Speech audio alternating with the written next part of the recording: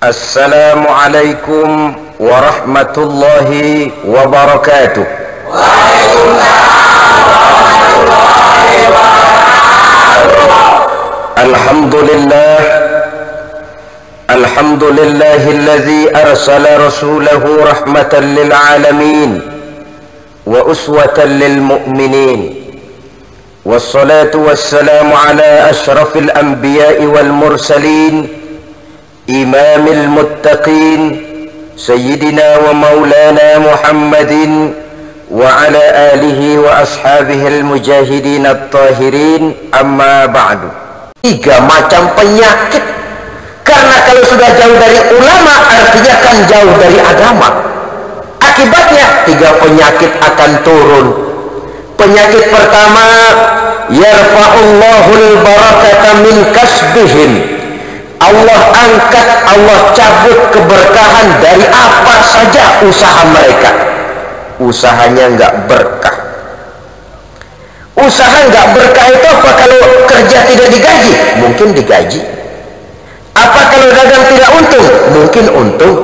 Tapi gaji yang diterima, untung yang didapat, seluruhnya tidak membawa kebahagiaan, tidak membawa kelapangan hidup, tidak memberikan ketentraman. Itu pertanda tidak berkah namanya. Itu penyakit pertama. Padahal kita umat Islam ini berkah itu penting, saudara-saudara. Biarin duit kita banyak asal berkah aja. Penyakit yang kedua, wa yusallitullahu alaihim sultanan zalima. Allah akan berikan kepada mereka pemimpin yang zalim. Tidak ada lagi ulama yang menunjukkan itu yang benar, ini yang salah, itu yang patut dipilih, ini yang tidak pantas dipilih. Akhirnya yang akan muncul menjadi pemimpin tidak lain orang-orang zalim.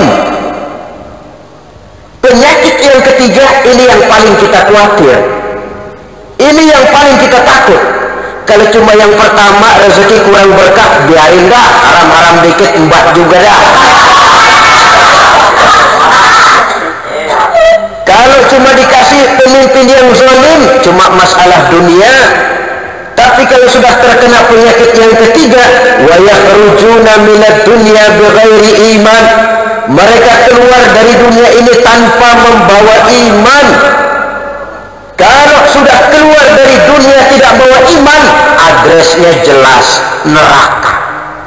Sudahlah harta tidak bisa kita bawa, sudahlah pangkat dan jabatan tidak bisa kita bawa, sudahlah segala macam status sosial tidak bisa kita sandang lagi di pundak kita, sudahlah kaum kerabat tidak akan sanggup menemani kita. Ditambah lagi kembali menghadap Allah tanpa membawa iman. Membangun rumah sulit, memelihara rumah lebih sulit. Sebelum beriman kita sudah dapat hidayah, alhamdulillah. Memelihara iman lebih sulit, apalagi buat saudara yang tinggal di kota-kota besar. Iman kita ini mudah kena polusi, gampang kena erosi. Kalau lagi kumpul di tengah pengajian semacam ini daerah bebas polusi. Yang datang pikiran baik-baik, iya ya benar Ustaz bilang tadi, mulai besok mau sembahyang, mau ngaji yang benar, mau tobat, lagi bebas polusi. Keluar kita dari majelis taklim, keluar kita dari masjid, datang polusi, lain lagi pikiran kita. Mengalami pasang surut, mengalami cobaan, mengalami ujian, mengalami tempaan. Oleh karena itu, kalau pembaruan yang dibawa oleh Rasul adalah pertama di bidang akidah dan tauhid, sekarang tugas utama kita menjaga tauhid, memelihara akidah dan mewariskannya kepada generasi yang akan datang. Karena ini merupakan intan paling mahal, merupakan mutiara paling berharga. Saudara-saudara, orang mah kalau boleh pakai mah, boleh nggak pakai mah? Orang mah mending amalnya sedikit tapi imannya benar, daripada amalnya banyak tapi imannya salah. Sebab biar amal banyak, kalau iman salah, ini amal mau bergantung kemana? Tapi ya tentu tidak ada orang imannya baik, amalnya sedikit. Sebab biasanya kalau imannya baik, tentu amalnya banyak. Tentu itu logikanya. Kalau imannya mantap, amalnya sedikit, mungkin ada yang sedikit koslet, sehingga tidak bisa bekerja secara normal, dan itu memang perlu diperbaiki. Nah, kemudian masalahnya, bagaimana kita memelihara iman ini caranya? Pertama, memakmurkan majelis taklim, saudara. Majelis taklim. Kalau teman saya bilang malah majelis taklim. Saya bilang, kenapa taklim? Tempat kita dibentak-bentak orang alim.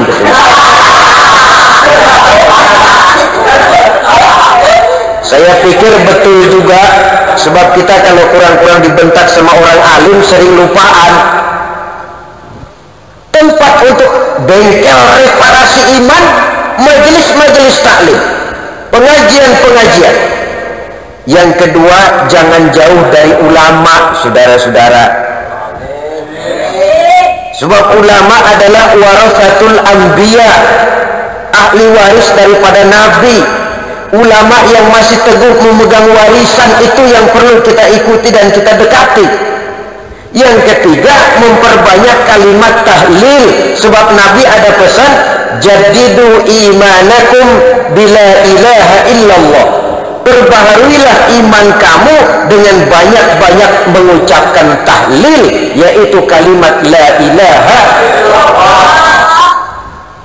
Ini pembaruan yang pertama di bidang akidah, sehingga menjadilah bangsa Arab ketika itu bangsa yang bertauhid, yang dimulai dari pembangunan jiwanya. Jiwa tauhid dibangun.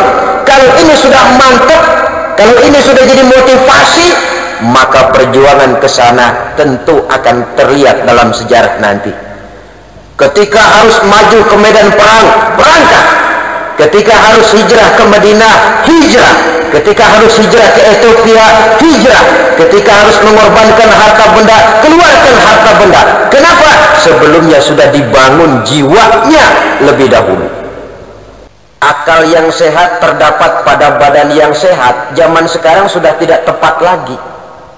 Belum tentu kalau badan sehat, akalnya sehat. Buktinya apa? Maling sekarang badannya seger-seger.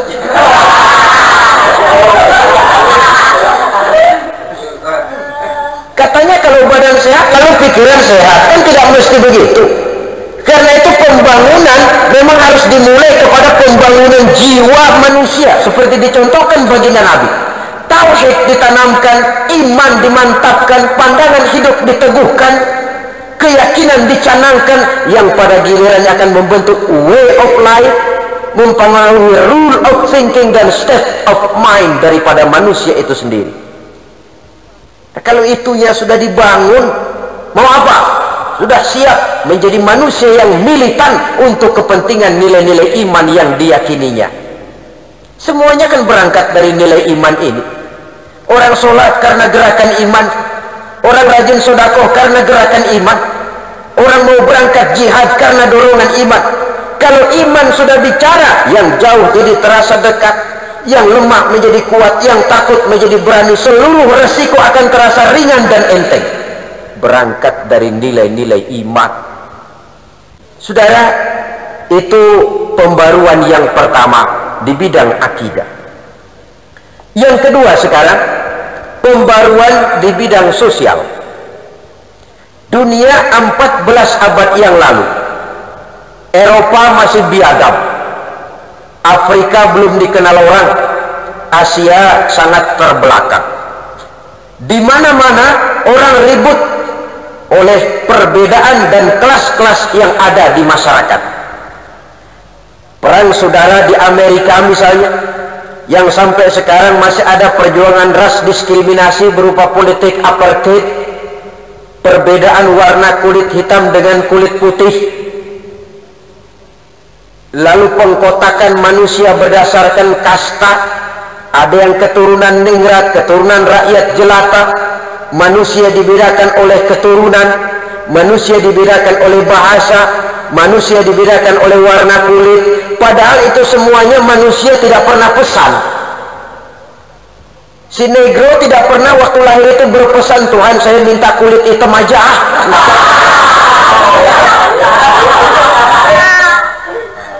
Kita semua terlahir dalam kondisi terima beres. Sebab itu tidak wajar membedakan manusia lewat warna kulit. Tidak pada tempatnya membedakan manusia karena ras, karena bahasa.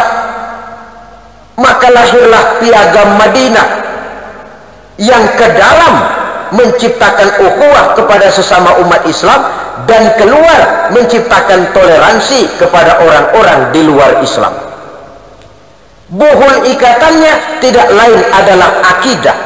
Al-Quranul Karim dengan tegas mengatakan, ya ayyuhan nas, wahai manusia, inna khalaqnakum min dzakari wa unsa, sesungguhnya telah kami ciptakan kamu dari laki-laki dan perempuan, wa ja'alnakum syu'uban wa qabaila, dan kami jadikan kamu berbangsa-bangsa dan bersuku-suku.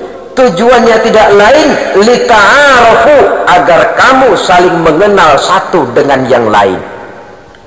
Nilai persaudaraan macam ini, saudara, maaf akan sangat terasa kalau saudara sudah berkesempatan melaksanakan ibadah haji ketika wukuf di padang Arafah, terbungkus dengan pakaian yang sama, berkumpul di tempat yang sama, menyembah Allah Tuhan yang sama, mengikuti manakib Nabi yang sama, mengikuti manasik Nabi yang sama, membaca bacaan yang sama. Dari sekian persamaan, kita tidak tahu lagi mana si jenderal, mana si kopral. Kita tidak kenal lagi mana yang intelek, mana yang awam. Kita tidak tahu lagi mana yang kaya, mana yang miskin. Yang kita tahu seluruhnya muslim, berbaur dalam satu persaudaraan yang sangat indah sekali. Itulah sebabnya Islam mengajarkan orang cinta kepada guru bagus, tapi fanatik kepada guru jangan. Cinta kepada suku wajar, fanatik kepada suku salah.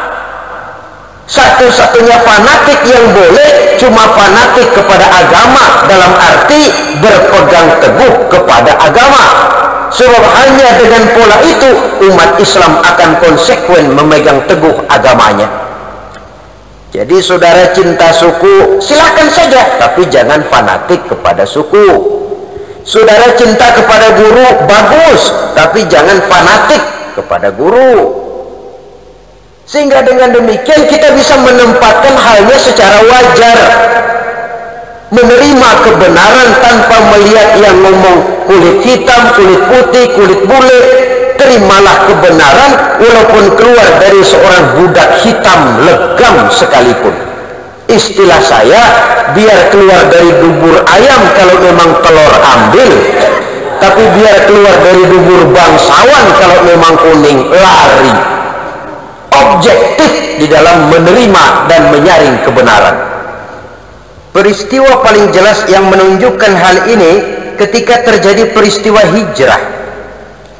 Orang-orang Makkah yang datang ke Madinah disebut kaum muhajirin, dan orang-orang Madinah yang menerima kedatangan orang-orang Makkah dinamakan Ansor. Orang Madinah menyambut orang Makkah ini apa mentang-mentang pribumi lalu tolak pinggang. Mekah, pendatang lu ya, jangan bertingkah di sini. Nah, saudara-saudara, inilah yang kita bicarakan pada pertemuan ini. Mudah-mudahan walaupun singkat ada manfaatnya. Terima kasih dan mohon maaf. Wassalamualaikum warahmatullahi wabarakatuh.